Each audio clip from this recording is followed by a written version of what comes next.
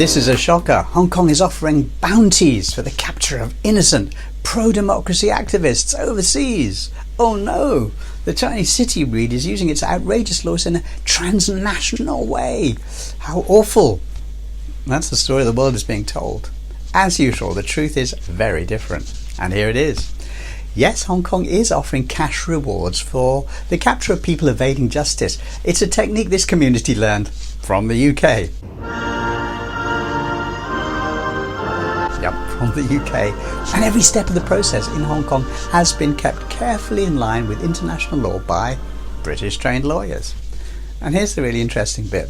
The UK, which is criticising us in Hong Kong over this issue, was the world capital of offering transnational bounties and dominated that trade until another country took over. That country was not China. This is actually an amazing story. So it starts way back in 1696. The government of England offered £1,000 for the capture of a pirate named Henry Avery. Now this was a massive sum in those days and triggered the world's first global manhunt. There were no rules, just grab the guy if you see him. In the 1700s, the British offered bounties of up to £140 for each murderer or highway robber citizens could catch. In those days, a labourer earned £14 a year and an artisan earned £20 a year, so this was a huge sum equivalent to many years' salary. In the 1800s, Australia, which was under direct rule of the British, offered a mind-boggling £8,000 for a troublemaker called Ned Kelly, dead or alive. The British bounty system is still going strong today. Today, bounties are offered through a TV show called Crime Stoppers and range from like £1,000 to £50,000. That's about $70,000 US. But here's the thing, if Hong Kong offers a cash reward, these are described as bounties. But if the UK does the same thing, they're described as cash rewards. Sounds better. That's just one of the little tricks that journalists do to make one community look bad. Meanwhile, let's look at the other critics of Hong Kong on this topic. The US government offers bounties of multi-million dollar sums regularly. For example, they offered $15 million US for information enabling them to locate and kill Saddam Hussein's children. One informant provided the address of two of them. Saddam's children were duly killed and the informant received $30 million US. I mean, Judas only got 30 pieces of silver, right? Just a few weeks ago in August, the US offered $50 million US bounty for the scalp of Nicolas Maduro, the leader of Venezuela. Today, the Department of Justice and State Department are announcing a historic $50 million reward for information leading to the arrest of Nicolas Maduro.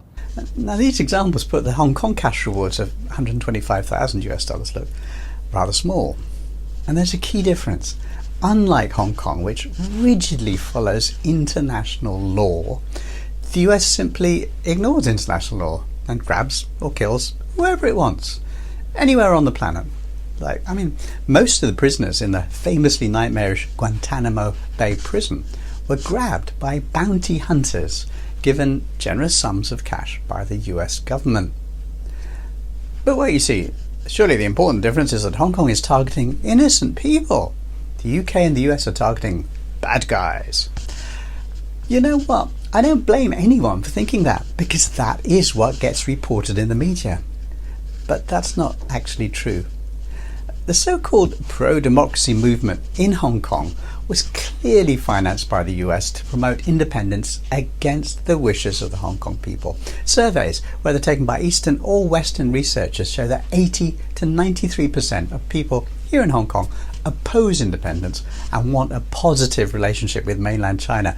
That's not the impression you're given by the media, is it? In Hong Kong, even among peaceful protesters, including my own social group, these individuals are now seen as traitors because they took cash from hostile nations to harm our community.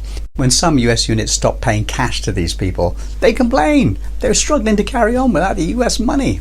Look, I'll give you just one example. How has the Hong Kong overseas community been able to continue pro-democracy activity and activism abroad?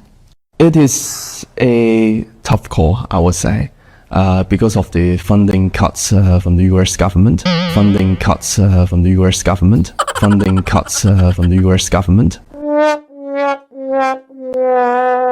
But it's still true that many people around the world believe that the anti-China campaigners in Hong Kong are somehow the good guys.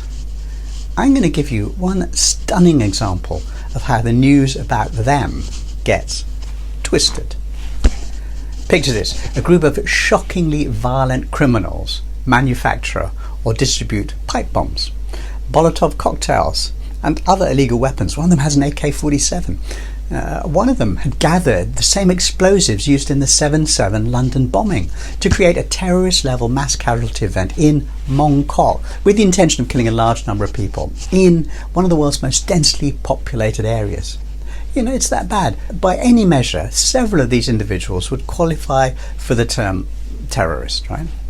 Now, this group jumps bail and gets on a smuggler's boat. One of them revealed the full plan that had been arranged for him by someone. He would go to Taiwan first, but then he would be taken on a diplomatic flight to Europe and eventually to London, with his final destination being to go back to the United States, which he had visited recently and where he'd been promised sanctuary. Now, those are the facts. But how were the arrest of these terrorist bomb makers reported?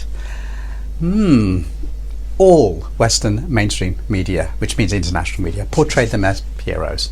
The Wall Street Journal said the daring group were a small group of dissidents. The Times of London said they were Hong Kong boat people.